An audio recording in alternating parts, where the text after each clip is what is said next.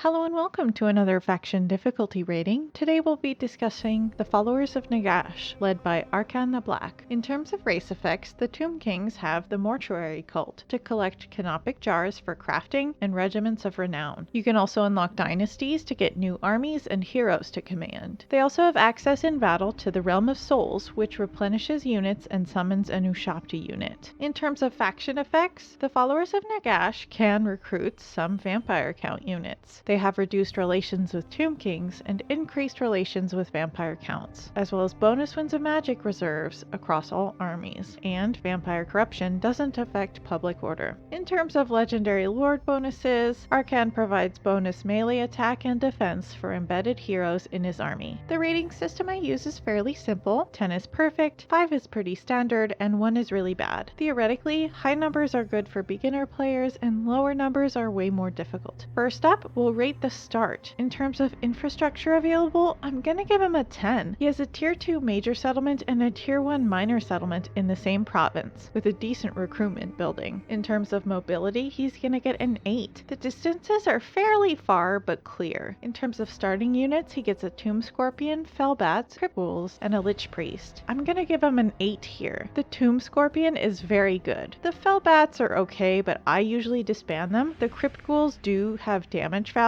compared to some of the other units, so it ends up working out pretty well. In terms of starting battles, I'm gonna give them a 5. Your units can struggle against the Bretonnian army that comes at you. It is manageable, but it's certainly not the easiest. I like to get a Casket of Souls to help with this. Average his starting rating out, and he gets a 7.75. It's definitely one of the easier starts due to how much he can recruit right off the bat compared to other Tomb Kings. Next, we'll rate the timing of advancement.